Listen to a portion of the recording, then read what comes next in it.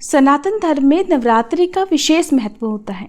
नवरात्रि के दिनों में माँ भगवती के 9 स्वरूपों की पूजा की जाती है। साल भर में कुल 4 बार नवरात्रि का पर्व मनाया जाता है, जिसमें एक चैत्र नवरात्रि और दूसरी शारदीय नवरात्रि आती हैं। इनके अलावा 2 नवरात्रि और होती हैं जो कि गुप्त नवरात्रि कहलाती हैं। तंत्र मंत्र की साधना में लीन रहने वाले लोगों के लिए गुप्त नवरात्रि बहुत ही महत्वपूर्ण होती है और पंचांग के अनुसार आषाढ़ महीने की गुप्त नवरात्रि का शुभारंभ इस बार 6 जुलाई शनिवार से हो रहा है और इसकी समाप्ति 15 जुलाई सोमवार को होगी। गुप्त नवरात्रि में 10 महाविद्याओं की पूजा 10 दिन तक की जाती है और इस बार 10 महाविद्याओं की पूजा करने के लिए पूरे 10 दिनों का समय प्राप्त होगा। इस बार आषाढ़ महीने के गुप्त नवरात्रि में माता रानी घोड़े पर सवार होकर आएंगी। माना जाता है कि जब घोड़े पर सवार होकर माता आती हैं तो प्राकृतिक आपदा की आशंका अधिक होती है, इसलिए सभी लोगों की रक्षा के लिए, सभी के कल्याण के लिए इस बार माँ भगवती से प्रार्थना अवश्य करें। इस बार गुप्त नवरात्रि की शुरुआत के दिन अमृत सिद्धि योग का निर्माण भी हो रहा है।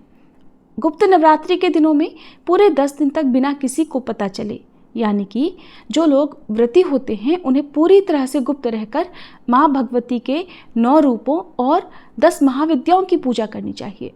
इस दौरान व्रत रखने वाले भक्तों को अपने उपवास का किसी दूसरे को पता नहीं चलने देना चाहिए, तभी ये गुप्त नवरात्रि कहलाती हैं। कहा जाता है कि गुप्त नवरात्रि के व्रतों को जितना अधिक गुप्त रखा जाता है उतनी ही जल्दी सिद्धि या फिर मनोकामना की पूर्ति होती है।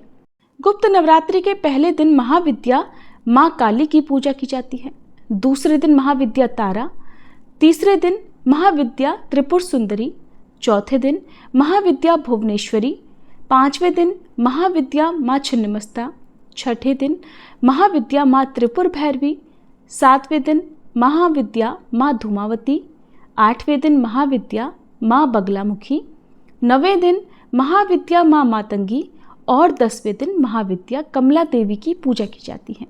पहले दिन कलश स्थापना की जाती है और वैसे कलश स्थापना करना सभी के लिए आवश्यक नहीं है।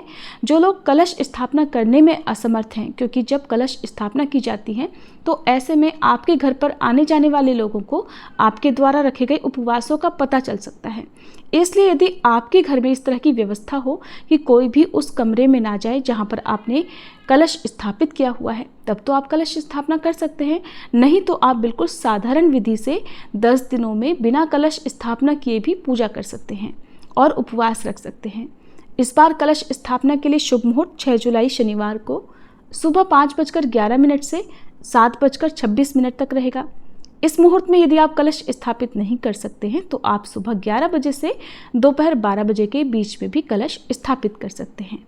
अब आपको सुनाते हैं महाविद्या माँ काली की कथा, क्योंकि आज गुप्त नवरात्रि के पहले दिन महाविद्या माँ काली की पूजा की जाती है। ऐसे में किन किन बातों का ध्यान आज के दिन आपको रखना चाहिए और किस प्रकार से माँ की पूजा करनी चाहिए, और इसके अलावा यदि आप उपवास रखने में असमर्थ हैं तो आप सच्चे मन से पूरे 10 दिन तक महाविद्याओं की पूजा कर सकते हैं। 10 महाविद्याओं के अलावा आप माँ भगवती के 9 स्वरूपों की पूजा भी इन दिनों कर सकते हैं। सच्चे मन से की गई पूजा और सुनी गई कथा का पुण्य अवश्य प्राप्त होता है। पौराणिक कथा के अनुसार एक बार दारुक नाम के राक्षस ने ब्रह्मा जी को प्रसन्न करके उनसे वरदान प्राप्त किया और फिर देवताओं और ब्राह्मणों को प्रताड़ित करना शुरू कर दिया और फिर स्वर्गलोक पर भी अपना अधिकार कर लिया। जिसके बाद सभी देवता भगवान विष्णु और ब्रह्मा जी के पास गए। ब्रह्मा जी ने सभी देवताओं को बताया कि इस दुष्ट का संहार एक स्त्री ही कर सकती है। जिसके बाद सभी देवता भगवान शिव के पास गए और उन्होंने भगवान शिव को ये बात बताई। जिसके बाद भगवान शिव ने माता पार्वती की ओर देखा। माँ पार्वती इस पर मुस्कुराई और अपना एक अंश भगवान शिव में प्रवाहित कर दिया। जिसके बाद भगवान शिव के कंठ से विष से उस अंश ने अपना आकार धारण किया। जिसके बाद भगवान शिव ने अपना तीसरा नेत्र खोल दिया। उनके इस नेत्र से विकराल रूप वाली माँ काली उत्पन्न हुई। माँ काली के ललाट में तीसरा नेत्र और चंद्ररेखा थी। माँ काली के भयंकर और विशाल रूप को देखकर देवता और सिद्ध लोग भागने लगे। जिसके बाद माँ काली का दारुक और उसकी सेना के साथ भयंकर युद्ध हुआ और माँ काली ने सभी का वध कर दिया। लेकिन माँ काली का क्रोध शांत नहीं हुआ था। और माँ काली के इस क्रोध से अब संसार भी जलने लगा। जिसके बाद भगवान शिव ने एक बालक का रूप धारण किया और शमशान में लेटकर रोने लगे। जिसके बाद माँ काली उन्हें देखकर मोहित हो गईं और तब महाकाली का क्रोध भी शांत हो गया। यदि कोई भक्त गुप्त नवरात्रि के दिनों में माँ काली की पूजा करता है तो उसके ऊपर किसी भी प्रकार की आसुरी शक्ति का या कोई भी नकारात्मक शक्ति का असर नहीं होता है। माँ काली की पूजा करने वाले व्यक्ति को रूप, यश, जय की प्राप्ति होती है। सभी सांसारिक बाधाएं समाप्त हो जाती हैं। माँ काली ने चंडमुंड का संहार किया था, इसलिए इन्हें चामुंडा के नाम से भी जाना जाता है। माँ काली अपने गले में मुंडमाला धारण करती हैं। इनके एक हाथ में खड्ग, दूसरे हाथ में त्रिशूल और तीसरे हाथ में कटा हुआ सिर होता है। माँ दुर्गा ने रक्त बीज नाम के असुर का वध करने के लिए काली का अवतार धारण किया था। 10 महाविद्याओं में माँ काली प्रथम देवी हैं। गुप्त नवरात्रि में प्रथम दिन माँ काली की आराधना की जाती है। जो लोग तंत्र शक्तियाँ प्राप्त करना चाहते हैं उन्हें पहले दिन विशेष रूप से माँ काली की पूजा करनी चाहिए। जो लोग अपने शत्रुओं से बहुत परेशान रहते हैं उन्हें गुप्त नवरात्रि में माँ काली की आराधना करके उपवास भी रखना चाहिए। ऐसा करने से शत्रुओं से मुक्ति मिलती है। माँ काली की पूजा करने से अकाल मृत्यु का भय भी दूर हो जाता है। गुप्त नवरात्रि में 2 तरीके से माँ काली की पूजा की जाती है। जो लोग तंत्र विद्या हासिल करना चाहते हो वो लोग इस दिन माँ काली की तंत्र विद्या द्वारा उपासना करते हैं। कुछ लोग गुप्त नवरात्रि के पहले दिन सामान्य तरीके से माँ काली की आराधना करते हैं, जिससे उनके जीवन के सभी संकट दूर हो जाते हैं। माँ काली को लाल रंग अत्यंत प्रिय है, इसलिए आज के दिन माँ काली को आप लाल रंग की वस्तुओं का खास तौर पर गुड़ और अनार का भोग लगा सकते हैं। माँ काली की पूजा करने के लिए गुप्त नवरात्रि के पहले दिन ब्रह्म मुहूर्त में उठकर स्नान करने के बाद स्वच्छ वस्त्र धारण करें। एक चौकी पर गंगा जल छिड़ककर उसे शुद्ध कर लें। उस पर साफ कपड़ा बिछाकर अब घट स्थापना करें। घट स्थापना करने के लिए मिट्टी, तांबे या स्टील के पात्र में जल भरकर चौकी पर रखें। उसके ऊपर एक नारियल को मौली और चुन्नी से लपेटकर कलश के ऊपर स्थापित करें। अब चौकी पर माँ काली की प्रतिमा या फिर तस्वीर की स्थापना करें। यदि आपके पास माँ काली की कोई भी प्रतिमा नहीं है तो आप माँ भगवती की, माँ दुर्गा की तस्वीर या फिर प्रतिमा की भी स्थापना कर सकते हैं। माँ काली को अब रोली का तिलक लगाएं। तिलक करने के बाद माँ काली को लाल पुष्पों की माला, पुष्प, फल, मिठाई, नैवेद्य आदि अर्पित करें। पूरे विधि विधान के साथ मंत्रों का जाप करके माँ काली की पूजा करें। माँ काली के समक्ष घी का दीपक जलाएं और श्रद्धानुसार माँ काली के मंत्रों का जाप करें। यदि सामर्थ्य हो और समय हो तो देवी कवच और अर्गला स्तोत्र का पाठ करें। सबसे अंत में श्री सूक्तम का पाठ करना चाहिए। जिस आसन पर आप बैठते हैं उसका रंग भी लाल होना चाहिए। हाथ में पुष्प लेकर माँ काली की कथा सुने या पढ़ें और कथा समाप्ति के बाद पुष्प को माँ के चरणों में अर्पित कर देना चाहिए। इस दिन आप दुर्गा सप्तशती का पाठ भी शुरू कर सकते हैं। माँ काली की कथा सुनने के बाद सबसे अंत में कपूर जलाकर आरती करें।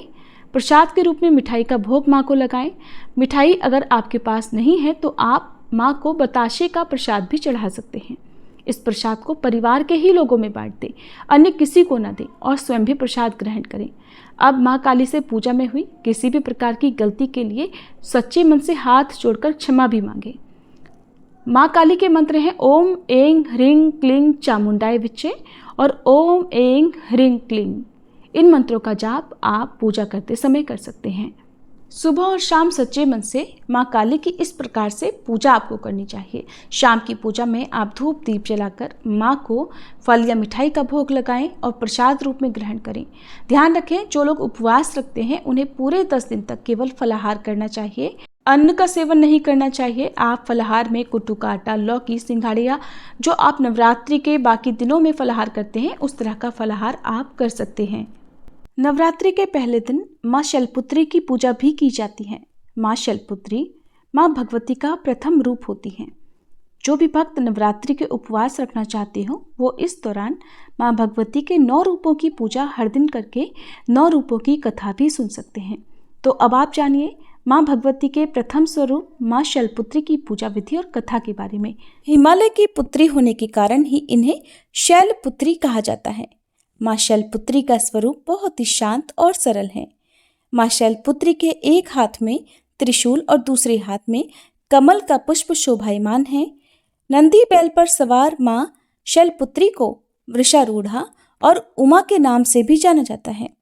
माँ शैलपुत्री के विषय में जानने से पहले उनके पुनर्जन्म की कथा सुनना अत्यंत आवश्यक है। दक्ष प्रजापति ब्रह्मा जी के मानस पुत्र थे और उनकी कई पुत्रियां थीं। सभी पुत्रियां गुणवती थीं, लेकिन दक्ष प्रजापति के मन में संतोष नहीं था। वे चाहते थे कि उनके घर में एक ऐसी पुत्री का जन्म हो जो सर्वगुण शक्ति संपन्न हो, सर्व विजयिनी हो। तब प्रजापति दक्ष एक ऐसी ही पुत्री के लिए कठिन तप करने लगे। तप करते करते बहुत दिन बीत गए। तब भगवती आद्या ने प्रकट होकर कहा, हे राजन, मैं तुम्हारे तप से प्रसन्न हूँ। मैं स्वयं पुत्री रूप में तुम्हारे यहाँ जन्म लूंगी। मेरा नाम उस समय सती होगा। मैं सती के रूप में जन्म लेकर अपनी लीलाओं का विस्तार करूंगी। और इस प्रकार भगवती आद्या ने सती रूप में दक्ष प्रजापति के यहाँ जन्म लिया। देवी सती प्रजापति दक्ष की सभी पुत्रियों में अलौकिक थी। उन्होंने बचपन में ही कई ऐसे अलौकिक कृत्य कर दिखाए थे जिन्हें देखकर स्वयं दक्ष प्रजापति को भी विस्मय की लहरों में डूब जाना पड़ा था। जब सती विवाह योग्य हो गई तो दक्ष को उनके लिए वर ढूंढने की चिंता हुई। उन्होंने श्री ब्रह्मा जी से परामर्श किया। ब्रह्मा जी ने कहा, देवी सती आद्या का अवतार हैं और आद्या आदि शक्ति और शिव आदि पुरुष हैं, इसलिए सती के विवाह के लिए शिव ही योग्य और उचित वर हैं। तब प्रजापति दक्ष ने ब्रह्मा जी की बात मानकर देवी सती का विवाह भगवान शिव के साथ कर दिया। अब देवी सती कैलाश पर्वत में जाकर भगवान शिव के साथ रहने लगी। हालांकि भगवान शिव दक्ष प्रजापति के दामाद थे, फिर भी एक ऐसी घटना घटित हुई जिसके कारण दक्ष के हृदय में भगवान शिव के प्रति वैर और विरोध उत्पन्न हो गया। वह घटना कुछ इस प्रकार थी कि एक बार श्री ब्रह्मा जी ने धर्म के निरूपण के लिए एक विशाल सभा का आयोजन किया। सभी बड़े बड़े देवता सभा में एकत्रित थे। भगवान शिव भी एक ओर ध्यान मग्न बैठे हुए थे। सभा मंडल में प्रजापति दक्ष का आगमन हुआ। दक्ष प्रजापति के आगमन होते ही सभी देवता तो उठकर खड़े हो गए, किंतु उस समय दो लोग खड़े नहीं हुए, ब्रह्मा जी और भगवान शिव। दक्ष प्रजापति ने ब्रह्मा जी के विषय में तो ये सोचा कि वे तो उनके पिता हैं, अगर वे खड़े नहीं हुए तो कोई बात नहीं, लेकिन शिव जी तो मेरे दामाद हैं, उन्हें तो मेरे सम्मान में उठकर खड़े होना चाहिए था। भगवान शिव तो ध्यान में मग्न थे। उन्होंने इस ओर ध्यान ही नहीं दिया कि सभा में कौन आया है, और न ही उन्होंने उठकर अपने ससुर को प्रणाम किया। तब दक्ष प्रजापति ने इसे अपना अपमान समझा। केवल इतना ही नहीं, उनके हृदय में भगवान शिव के प्रति ईर्ष्या की अग्नि जल उठी। अब वे उनसे बदला लेने के लिए उचित समय और अवसर की प्रतीक्षा करने लगे। भगवान शिव को तो किसी के मान और किसी के अपमान से भला क्या मतलब। वे तो सबको एक समान भाव से देखते हैं। उन्हें तो चारों ओर अमृत ही दिखाई पड़ता है। जहां अमृत होता है फिर वहां कड़वाहट और कसैलेपन का भला क्या काम। भगवान शिव कैलाश पर्वत में रात दिन राम राम कहा करते थे। एक दिन देवी सती के मन में जिज्ञासा उत्पन्न हुई। उन्होंने अवसर पाकर भगवान शिव से एक प्रश्न किया कि हे प्रभु, आप हर समय राम राम क्यों कहते रहते हैं? राम कौन है?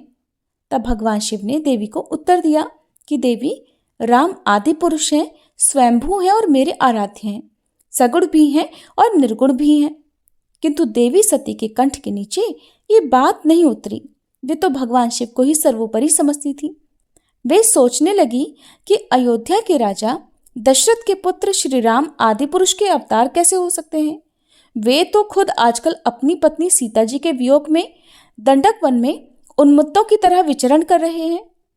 वृक्ष और लताओं से उनका पता पूछते फिर रहे हैं। फिर अगर वे आदि पुरुष के अवतार होते तो क्या इस प्रकार आचरण करते? क्या वे आसानी से सीता जी का पता नहीं लगा लेते, उन्हें पा नहीं लेते? अब देवी सती के मन में श्री राम की परीक्षा लेने का विचार उत्पन्न हुआ। अब देवी खुद सीता जी का रूप धारण करके दंडक वन में जा पहुंची और श्री राम जी के सामने प्रकट हो गई। भगवान श्री राम ने सती को देवी सीता के रूप में देखा तो कहने लगे, माते, आप अकेले यहाँ वन में कहाँ घूम रही हैं? भोलेनाथ कहाँ हैं? भोलेनाथ तो नजर नहीं आ रहे। भगवान श्री राम के ऐसा पूछने पर अब तो देवी सती से कोई भी उत्तर देते नहीं बना। वे तुरंत ही अदृश्य हो गई और मन ही मन पश्चाताप करने लगी कि उन्होंने तो व्यर्थ ही श्री राम पर संदेह किया। देवी सती तो अपना रूप बदलकर श्री राम के पास गई थी, फिर भी श्री राम ने उन्हें पहचान लिया। अब ये सोचकर देवी सती वापस कैलाश पर्वत पर गई। वे भगवान शिव को इस विषय में कुछ भी बताकर नहीं गई थी। जब भगवान शिव ने उन्हें कैलाश पर्वत पर वापस आते देखा तो कहने लगे, सती, आपने सीता जी के रूप में श्री राम की परीक्षा लेकर बिल्कुल भी अच्छा नहीं किया। सीता जी मेरी आराध्या हैं, अब तुम मेरी अर्धांगिनी कैसे रह सकती हो? इस जन्म में हम और तुम पति और पत्नी के रूप में नहीं मिल सकते। शिव जी का ये कथन सुनकर देवी सती को बहुत दुख पहुंचा, लेकिन अब क्या हो सकता था? शिव जी के मुख से निकली हुई बात असत्य कैसे हो सकती थी? इसके बाद शिव जी समाधि में लीन हो गए। देवी सती दुख और पश्चाताप की लहरों में डूबने लगी। उन्हीं दिनों देवी सती के पिता कनखल में बहुत बड़ा यज्ञ कर रहे थे। उन्होंने उस यज्ञ में सभी देवी देवताओं और मुनियों को आमंत्रित किया था, किंतु शिव जी को निमंत्रण नहीं भेजा, क्योंकि उनके मन में शिव जी के प्रति ईर्ष्या जो भरी थी। कैलाश पर्वत पर जब देवी सती को ये पता चला कि उनके पिता बहुत बड़ा यज्ञ कर रहे हैं, तो उनका भी मन यज्ञ में सम्मिलित होने के लिए मचल उठा। उसी समय आकाश मार्ग से कई विमान उनके पिता के यहाँ होने वाले यज्ञ में जाते हुए दिखाई पड़े। देवी सती ने उन विमानों को देखकर भगवान शिव से पूछा कि प्रभु, ये सभी विमान किसके हैं और कहाँ जा रहे हैं? तब भगवान शंकर ने उन्हें बताया कि आपके पिता ने एक यज्ञ की रचना की है। देवता और देवांगनाएं इन विमानों में बैठकर उसी यज्ञ में सम्मिलित होने के लिए जा रहे हैं। तब देवी सती ने प्रश्न किया कि प्रभु, क्या मेरे पिता ने आपको यज्ञ में सम्मिलित होने के लिए निमंत्रण नहीं भेजा? भगवान शिव ने उत्तर दिया कि आपके पिता मुझसे वैर रखते हैं, फिर वे भला मुझे क्यों बुलाने लगे? देवी सती मन ही मन सोचने लगी, फिर बोली, हे नाथ, यज्ञ के अवसर पर मेरी बहनें भी जरूर आएंगी। उनसे मिले हुए मुझे बहुत दिन हो गए हैं। अगर आपकी आज्ञा हो तो मैं भी अपने पिता के घर जाना चाहती हूँ। यज्ञ में सम्मिलित हो लूंगी और अपनी बहनों से भी मिलने का सुअवसर मिल जाएगा। भगवान शिव ने देवी सती को समझाया कि देवी, इस समय वहां जाना उचित नहीं होगा। आपके पिता मुझसे वैर भाव रखते हैं, हो सकता है वे आपका भी अपमान करें, और फिर बिना बुलाए किसी के घर जाना ठीक नहीं होगा। किंतु देवी सती अपने मायके जाने के लिए हठ करती रही, बार बार एक ही बात दोहराती रही, और उनकी इच्छा देखकर फिर भगवान शिव ने उन्हें जाने की आज्ञा दे दी। उनके साथ ही अपना एक गण भी भेज दिया, जिनका नाम था वीरभद्र। देवी सती वीरभद्र के साथ अपने पिता के घर गई, किंतु वहां पर किसी ने भी उनसे प्रेम पूर्वक व्यवहार नहीं किया। दक्ष ने भी उन्हें देखकर कहा कि तुम यहाँ पर क्या मेरा अपमान कराने आई हो? अपनी बहनों को तो देखो, वे किस तरह तरह के सुंदर अलंकारों और वस्त्र आभूषणों से सुसज्जित है। तुम्हारे शरीर पर तो केवल बाघंबर है। तुम्हारा पति शमशानवासी और भूतों का नायक है, वो तुम्हें बाघंबर छोड़कर भला और पहना भी क्या सकता है? दक्ष के ऐसा कहने से देवी सती के हृदय में पश्चाताप का सागर उमड़ पड़ा। अब वे पश्चाताप करते हुए सोचने लगी कि उन्होंने यहाँ आकर तो बिल्कुल भी अच्छा नहीं किया। भगवान तो ठीक ही कह रहे थे कि बिना बुलाए पिता के घर भी जाना नहीं चाहिए। अब क्या हो सकता है? अब तो मैं आ ही गई हूँ। पिता के कड़वे और अपमानजनक शब्द सुनकर भी देवी सती मौन रही। फिर वे उस यज्ञ मंडप में गई जहां सभी देवता और ऋषि मुनि बैठे हुए थे, और यज्ञ कुंड में धू धू करती हुई अग्नि चल रही थी और उस अग्नि में आहुतियां डाली जा रही थी। देवी सती ने यज्ञ मंडप में सभी देवताओं के तो भाग देखे, किंतु भगवान शिव का भाग नहीं देखा। वे भगवान शिव का भाग न देखकर फिर अपने पिता से बोली, हे पिताश्रेष्ठ, यज्ञ में तो सबके भाग दिखाई पड़ रहे हैं, किंतु कैलाशपति का कोई भाग नहीं। आपने उनका भाग क्यों नहीं दिया? प्रजापति दक्ष ने बड़े गर्व से उन्हें बताया, पुत्री, मैं तुम्हारे पति को देवता नहीं समझता। अरे वो तो भूतों का स्वामी, नग्न रहने वाला और हड्डियों की माला धारण करने वाला है। वो देवताओं की पंक्ति में बैठने योग्य नहीं है, भला उसे कौन भाग देगा? ये सुनते ही देवी सती के नेत्र क्रोध से लाल हो गए, उनकी भौहें टेढ़ी हो गई और उनका मुखमंडल प्रलय के सूर्य की तरह दमक उठा। उन्होंने पीड़ा और अपमान से तिल मिलाते हुए कहा, ओह, मैं इन शब्दों को कैसे सुन रही हूं? मुझे धिक्कार है। देवताओं, तुम्हें भी धिक्कार है। तुम भी उन कैलाशपति के लिए इन शब्दों को भला कैसे सुन सकते हो, जो मंगल के प्रतीक हैं और जो क्षण मात्र में संपूर्ण सृष्टि को नष्ट करने की शक्ति रखते हैं। वे मेरे स्वामी हैं। नारी के लिए उसका पति ही स्वर्ग होता है। जो नारी अपने पति के लिए अपमानजनक शब्दों को सुनती है, उसे नरक में जाना पड़ता है। पृथ्वी सुनो, आकाश सुनो और देवताओं तुम भी सुनो। मेरे पिता ने मेरे स्वामी का अपमान किया है। मैं अब एक क्षण भी जीवित नहीं रहना चाहती। देवी सती अपने इन वचनों को समाप्त करती हुई देखते ही देखते यज्ञ के कुंड में कूद पड़ी। जलती हुई आहुतियों के साथ उनका शरीर भी जलने लगा। यज्ञ मंडप में खलबली हो गई, हाहाकार मच गया। देवता उठकर खड़े हो गए। वीरभद्र ये सब देखकर क्रोध से कांप उठे और वे उछल उछल कर यज्ञ का विध्वंस करने लगे। यज्ञ मंडप में भगदड़ मच गई। देवता और ऋषि मुनि भाग खड़े हुए। वीरभद्र ने देखते ही देखते प्रजापति दक्ष का मस्तक काट कर फेंक दिया और ये समाचार कैलाश पर्वत पर विराजमान भगवान शिव को भी पता चला। सुनते ही वे प्रचंड आंधी की तरह कनखल जा पहुंचे। देवी सती के जले हुए शरीर को देखकर भगवान शिव अपने आप को भी भूल गए। देवी सती के प्रेम और उनकी भक्ति ने भगवान के मन को व्याकुल कर दिया था। उन शंकर जी के मन को व्याकुल कर दिया था जिन्होंने काम पर भी विजय पाई थी और जो सारी सृष्टि को नष्ट करने की क्षमता रखते थे। वे देवी सती के प्रेम में खो गए, बेसुध हो गए। फिर भगवान शिव ने उन्मत्त की तरह देवी सती के जले हुए शरीर को कंधे पर रख दिया और वे सभी दिशाओं में भ्रमण करने लगे। भगवान शिव और देवी सती के इस अलौकिक प्रेम को देखकर पृथ्वी रुक गई, हवा रुक गई, जल का प्रवाह ठहर गया। यहाँ तक कि देवतागण भी अपनी अपनी सांसें थामकर इस भयानक और दारुण दृश्य को देखने लगे। सृष्टि व्याकुल हो गई। सृष्टि के सभी प्राणी त्राहिमाम त्राहिमाम करने लगे। भयानक संकट उपस्थित देखकर सृष्टि के पालक भगवान श्रीहरि आगे बढ़े। वे भगवान शिव की बेसुधी में अपने चक्र से देवी सती के एक एक अंग को काट काट कर गिराने लगे। धरती पर 51 जगह पर देवी सती के अंग कट कट कर गिरे। देवी सती के जब सारे अंग कट कर गिर गए, तब भगवान शिव पुनः अपने आप में आए। जब वे अपने आप में आए तो पुनः सृष्टि के सारे कार्य चलने लगे। धरती पर जिन 51 स्थानों पर देवी सती के अंग कट कट कर गिरे थे, वे ही स्थान आज शक्तिपीठ के नाम से जाने जाते हैं। आज भी उन स्थानों में देवी सती का पूजन होता है, उपासना की जाती है। इस प्रकार यज्ञ मंडप में अपने शरीर को भस्म करने के बाद देवी सती ने हिमालय के घर पर उनकी पुत्री के रूप में जन्म लिया था। हिमालय अर्थात शैल की पुत्री होने के कारण ही उन्हें अगले जन्म में शैलपुत्री रूप में पूजा जाने लगा। प्रिय श्रोताओं, ये थी शैलपुत्री माँ की कथा। अब सुनिए श्री महिषासुर मर्दिनी स्तोत्र का हिंदी अनुवाद।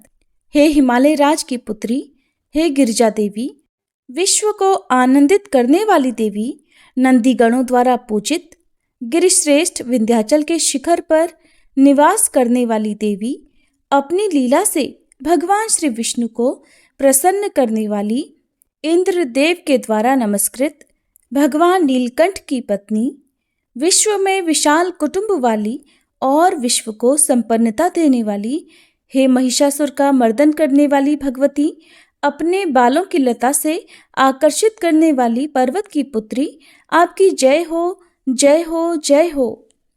देवों को वरदान देने वाली, दुर्धर और दुर्मुख असुरों को मारने वाली और स्वयं में ही हर्षित रहने वाली, तीनों लोकों का पोषण करने वाली, शंकर जी को संतुष्ट करने वाली, पापों को हरने वाली और घोर गर्जना करने वाली, दानवों पर क्रोध करने वाली, अहंकारियों के घमंड को सुखा देने वाली, समुद्र की पुत्री, हे महिषासुर का मर्दन करने वाली, अपने बालों की लता से आकर्षित करने वाली पर्वत की पुत्री, आपकी जय हो, जय हो, जय हो।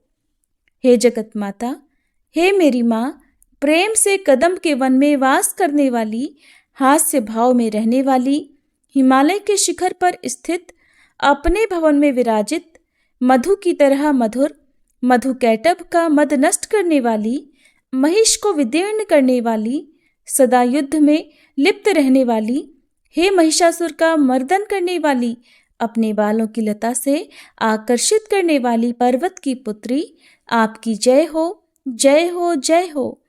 शत्रुओं के हाथियों की सूंड काटने वाली और उनके 100 टुकड़े करने वाली, जिनका सिंह शत्रुओं के हाथियों के सर अलग अलग टुकड़े कर देता है, अपनी भुजाओं के अस्त्रों से चंड और मुंड के शीश काटने वाली, हे महिषासुर का मर्दन करने वाली और अपने बालों की लता से आकर्षित करने वाली पर्वत की पुत्री, आपकी जय हो, जय हो, जय हो। रण में मदोन्मत्त शत्रुओं का वध करने वाली, अजर अविनाशी शक्तियां धारण करने वाली, प्रमथनाथ अर्थात शिवजी की चतुराई जानकर उन्हें अपना दूत बनाने वाली, दुर्मति और बुरे विचार वाले दानव के दूत के प्रस्ताव का अंत करने वाली, हे महिषासुर का मर्दन करने वाली, अपने बालों की लता से आकर्षित करने वाली पर्वत की पुत्री, आपकी जय हो, जय हो, जय हो। शरणागत शत्रुओं की पत्नियों के आग्रह पर उन्हें अभयदान देने वाली, तीनों लोकों को पीड़ित करने वाले, दैत्यों पर प्रहार करने योग्य त्रिशूल धारण करने वाली, देवताओं की दुंदुभी से दुमी दुमी की ध्वनि को सभी दिशाओं में व्याप्त करने वाली, हे महिषासुर का मर्दन करने वाली, अपने बालों की लता से आकर्षित करने वाली पर्वत की पुत्री, आपकी जय हो, जय हो, जय हो। मात्र अपनी हुंकार से धूम्र लोचन राक्षस को धूम्र अर्थात धुएं के समान भस्म करने वाली, युद्ध में कुपित रक्तबीज के रक्त से उत्पन्न अन्य रक्त बीजों का रक्त पीने वाली, शुंभ और निशुंभ दैत्यों की बलि से शिव जी और भूत प्रेतों को तृप्त करने वाली, हे महिषासुर का मर्दन करने वाली, अपने बालों की लता से आकर्षित करने वाली पर्वत की पुत्री, आपकी जय हो, जय हो, जय हो। युद्ध भूमि में जिनके हाथों के कंगन धनुष के समान चमकते हैं, जिनके सोने के तीर शत्रुओं को विदीर्ण करके लाल हो जाते हैं और उनकी चीखें निकालते हैं, चारों प्रकार की सेनाओं, हाथी, घोड़ा, पैदल, रथ का संहार करने वाली, अनेक प्रकार की ध्वनि करने वाले, बटुकों को उत्पन्न करने वाली, हे महिषासुर का मर्दन करने वाली, अपने बालों की लता से आकर्षित करने वाली पर्वत की पुत्री, आपकी जय हो, जय हो, जय हो। देवांगनाओं के तत् था थेई थेई आदि शब्दों से युक्त भावमय नृत्य में मग्न रहने वाली, कु कुथ अड्डी विभिन्न प्रकार की मात्राओं वाले ताल वाले स्वर्गीय गीतों को सुनने में लीन, मृदंग की धू धुकुट धीमी धीमी आदि गंभीर ध्वनि सुनने में लिप्त रहने वाली, हे महिषासुर का मर्दन करने वाली, अपने बालों की लता से आकर्षित करने वाली पर्वत की पुत्री, आपकी जय हो, जय हो, जय हो। जय जयकार करने और स्तुति करने वाले, समस्त विश्व के द्वारा नमस्कृत, अपने नुपुर के झंझन और झिमझिम शब्दों से भूतपति महादेव को मोहित करने वाली, नटी नटों के नायक अर्धनारीश्वर के नृत्य से सुशोभित नाट्य में तल्लीन रहने वाली, हे महिषासुर का मर्दन करने वाली, अपने बालों की लता से आकर्षित करने वाली पर्वत की पुत्री, आपकी जय हो, जय हो, जय हो। आकर्षक कांति के साथ अति सुंदर मन से युक्त और रात्रि के आश्रय अर्थात चंद्रदेव की आभा को अपने चेहरे की सुंदरता से फीका करने वाली, काले भंवरों के समान सुंदर नेत्रों वाली, हे महिषासुर का मर्दन करने वाली, अपने बालों की लता से आकर्षित करने वाली पर्वत की पुत्री, आपकी जय हो, जय हो, जय हो। महायोद्धाओं से युद्ध में चमेली के पुष्पों की तरह कोमल स्त्रियों के साथ रहने वाली तथा चमेली की लताओं की तरह कोमल भील स्त्रियों से जो झिंगुरों के झुंड की तरह घिरी हुई हैं, चेहरे पर उल्लास से उत्पन्न उषा काल के सूर्य और खिले हुए लाल पुष्प के समान मुस्कान वाली, हे महिषासुर का मर्दन करने वाली, अपने बालों की लता से आकर्षित करने वाली पर्वत की पुत्री, आपकी जय हो, जय हो, जय हो। जिसके कानों से लगातार मत बहता रहता है, उस हाथी के समान उत्तेजित हे गजेश्वरी, तीनों लोकों के आभूषण, रूप, सौंदर्य, शक्ति और कलाओं से सुशोभित हे राजपुत्री, सुंदर मुस्कान वाली स्त्रियों को पाने के लिए मन में मोह उत्पन्न करने वाली मनमथ की पुत्री के समान हे महिषासुर का मर्दन करने वाली, अपने बालों की लता से आकर्षित करने वाली पर्वत की पुत्री, आपकी जय हो, जय हो, जय हो। जिनका कमलदल के समान कोमल, स्वच्छ और कांति से युक्त मस्तक है, हंसों के समान जिनकी चाल है, जिनसे सभी कलाओं का उद्भव हुआ है, जिनके बालों में भंवरों से घिरे कुमुदनी के पुष्प और बकुल पुष्प सुशोभित हैं, उन महिषासुर का मर्दन करने वाली, अपने बालों की लता से आकर्षित करने वाली पर्वत की पुत्री, जय हो, जय हो, जय हो। जिनके हाथों की मुरली से बहने वाली ध्वनि से कोयल की आवाज भी लज्जित हो जाती है, जो खिले हुए फूलों से रंगीन पर्वतों से विचरती हुई पुलिंद जनजाति की स्त्रियों के साथ मनोहर गीत गाती हैं, जो सद्गुणों से संपन्न शबरी जाति की स्त्रियों के साथ खेलती हैं, उन महिषासुर का मर्दन करने वाली, अपने बालों की लता से आकर्षित करने वाली पर्वत की पुत्री, आपकी जय हो, जय हो, जय हो। जिनकी चमक से चंद्रमा की रोशनी फीकी पड़ जाए, ऐसे सुंदर रेशम के वस्त्रों से जिनकी कमर सुशोभित है, देवताओं और असुरों के सर झुकने पर उनके मुकुट की मणियों से जिनके पैरों के नाखून चंद्रमा की तरह दमकते हैं, और जैसे सोने के पर्वतों पर विजय पाकर कोई हाथी मदोन्मत्त हो जाता है, वैसे ही देवी के उरोज कलश की तरह प्रतीत होते हैं। ऐसी हे महिषासुर का मर्दन करने वाली, अपने बालों की लता से आकर्षित करने वाली पर्वत की पुत्री, आपकी जय हो, जय हो, जय हो। सहस्त्रों दैत्यों के सहस्त्रों हाथों से सहस्त्रों युद्ध जीतने वाली और सहस्त्रों हाथों से पूजित सुर तारक उत्पन्न करने वाली, उसका तारकासुर के साथ युद्ध कराने वाली, राजा सुरथ और समाधि नामक वैश्य की भक्ति से समान रूप से संतुष्ट होने वाली, हे महिषासुर का मर्दन करने वाली, बालों की लता से आकर्षित करने वाली पर्वत की पुत्री, आपकी जय हो, जय हो, जय हो। जो भी आपके दयामय पद कमलों की सेवा करता है, हे कमले, वह व्यक्ति कमल निवास कैसे न बने। हे शिवे, आपके पद कमल ही परम पद हैं, उनका ध्यान करने पर भी परम पद मैं कैसे नहीं पाऊंगा। हे महिषासुर का मर्दन करने वाली, बालों की लता से आकर्षित करने वाली पर्वत की पुत्री, आपकी जय हो, जय हो, जय हो। सोने के समान चमकते हुए नदी के जल से जो आपके रंग भवन में छिड़काव करेगा, वो इंद्राणी के वक्ष से आलिंगित होने वाले इंद्र के समान सुखानुभूति को क्यों नहीं पाएगा। हे वाणी, हे महासरस्वते, आप में मांगल्य का निवास है, मैं आपके चरणों की शरण लेता हूँ। हे महिषासुर का मर्दन करने वाली, बालों की लता से आकर्षित करने वाली पर्वत की पुत्री, आपकी जय हो, जय हो, जय हो।